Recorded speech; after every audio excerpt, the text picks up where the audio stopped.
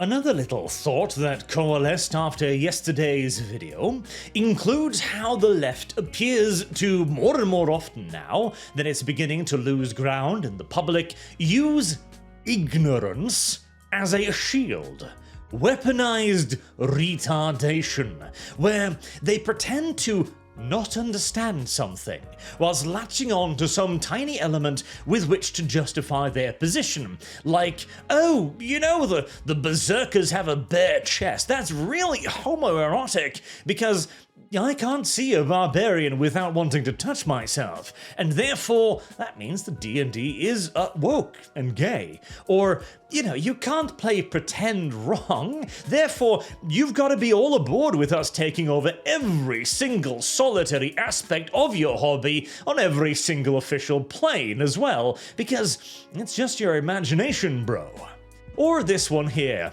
Tell me again how paganism is beautiful? Girl, this is a movie. This is such a perfect crystallization of this. The idea that the Aztecs and various Mesoamerican tribes committed human sacrifice en masse on a truly ridiculous scale, that they were inhumane and barbaric to a degree that you rarely see throughout all of human history, is not some rare factoid, it's not some piece of trivia largely unknown to the general populace. It is as widely known as the existence of bread and the wheel. And yet here you have a person go, that's just propaganda. That's just a movie. What do you think, they actually did this?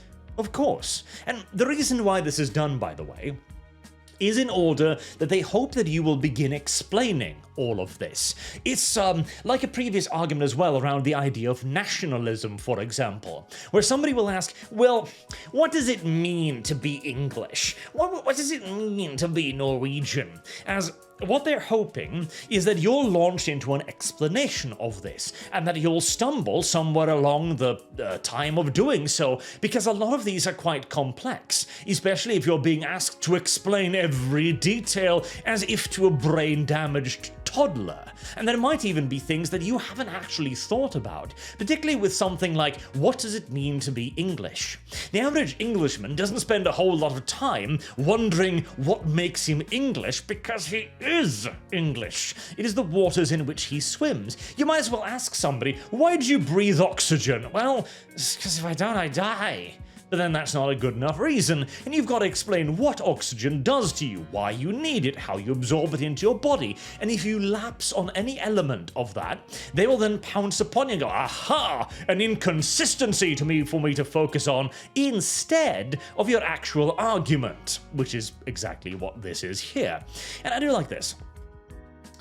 Like this is a dumbass bad faith argument that Christians have been making forever, but the fact that he's decided to illustrate it with a frame from the work of famed documentary Mel Gibson really says more than I ever could. So the implicit accusation here is, of course, that this is false, that this is misleading, that this is a Christian propaganda somehow, which, again, the Aztecs built towers of skulls. They're still around. You can go see the towers of human skulls. They drew pictures of themselves, stabbing people, tearing out their heart, and kicking their corpses down the steps of their temples. We know this happened. None of this is even marginally controversial by any stretch of the imagination. But of course, there will always be idiots out there who can fall for this. They're like, the entire idea of all cultures are beautiful came from this idiocy of going, well, you can't say that your culture is somehow superior, can you? That's bigoted. And for the dunce in my replies, short list of questions for you to model thinking about aloud as you read and teach students how to identify bias in a text. So presumably this is about bias in text about the Mesoamerican cultures, whose voice argument is included. The Spaniards, largely, because they arrived and were like, holy fucking shit! How many thousands of people did you say you killed? I gotta write this down. Nobody will believe me otherwise. That doesn't invalidate it. Whose voice argument is missing? The priest. What would his argument be? Well, you see, I had to kill those people because otherwise the sun wouldn't rise. Okay. What about the children you sacrificed? What about those? The ones where it's an auspicious sign if they cry? What about that? Oh, well, if we don't do that, and crying children are a good sign, by the way, then it won't rain. Again, their voices are not missed in this context. Is the information clear and balanced? Yes. The Spaniards arrived, found 100,000 native allies who were all in one voice going, Aztecs are fucking horrible. Jesus Christ. They asked one of our allied chieftain's daughter to come to Tenochtitlan to marry their king, and they sent back her skinned corpse because it turns out that was what it meant by marrying their king, their god. Yeah, bad people. Is this unfairly weighted to one side? No. One side was committing thousands of sacrifices every day to make the sun rise, and the other was horrified and told them to fucking stop. And does this take an unfavorable position towards an idea, group, or person? Why? What are the reasons for this position? Yes, it takes a very anti-human sacrifice position. Why? Because the Spaniards had been seeing the sun rising for a very long time, and they hadn't been killing anyone to do it. All of these questions here, even, are things that you ask to young, stupid people who don't have the courage of their convictions, or who simply haven't studied anything before. You know, fresh minds in their early 20s, first arriving in academia going, wow, you're right. All of these accounts are from the Spaniards' position, and boy, it really does make the Aztecs look really fucking bad. So, clearly, it must be propaganda, right? No. And she kept on defending this position as well. What is your conclusion as a result of this information? Were they a bad society? Yes. Did their culture have less value than other Western ones? Yes. Was their religion worse or less correct than Christianity? Yes. What does this information make you think or feel? That the Aztecs deserved everything that happened to them.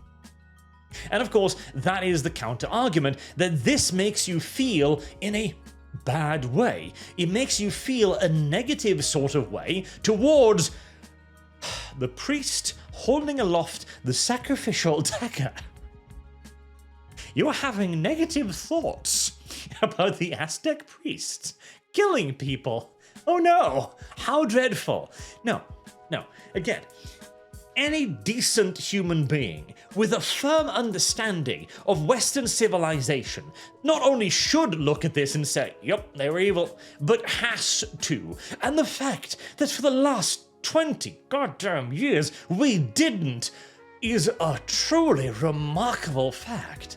It is a testament to how utterly akin to fucking mush the human brain is before it reaches its 50s? I don't even know anymore. You'd think that you'd developed some degree of independent thought by the time you headed off to university, but as has been quite clearly made evident, that is not the case whatsoever.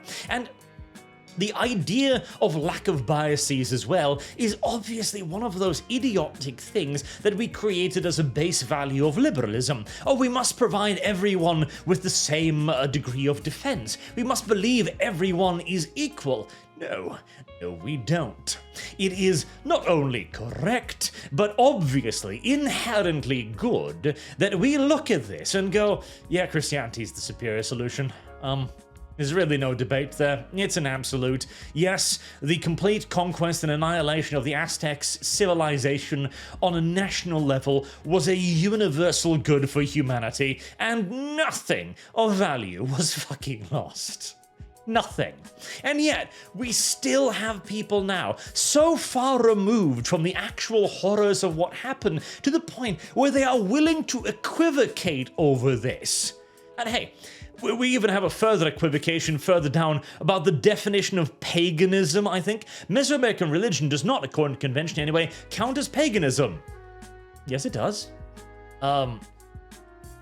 Paganism, as far as the definition goes that I'm aware of, is simply a polytheist religion, as in a religion that has multiple gods. Pretty sure they had quite a lot, actually. So, yes? Although you could argue that the definition of paganism now revolves more around a specific group, usually of the northern persuasion, for example. But in this original meaning, paganism simply meant a polytheist religion. That was it. Now, you could then argue, and this is again where the leftist ability to just deconstruct forever comes in, that, well, that's technically not quite, like, you would then call them polytheist, not pagan, because pagan evokes an other image of Norse barbarians, blah, blah, blah. But no, it's technically correct. And, hey, I am not even the biggest defender of Christianity when it comes to its moral values in the current world, which I view as probably quite stridently opposed to my personal freedoms. However, if my options are between Christianity, even of the most strident, most puritanical kind, and Aztec human sacrifice, it really isn't that difficult of a choice. And once you recognize this for the obvious tactic that it is, well, the charitable interpretation would be to view it as that, as a strategy. The less charitable interpretation would simply be to declare Emily and her ilk to be fucking morons. Until next time, I have been Arch. Thank you very much for watching. I do hope to see you all again soon. Have a good day.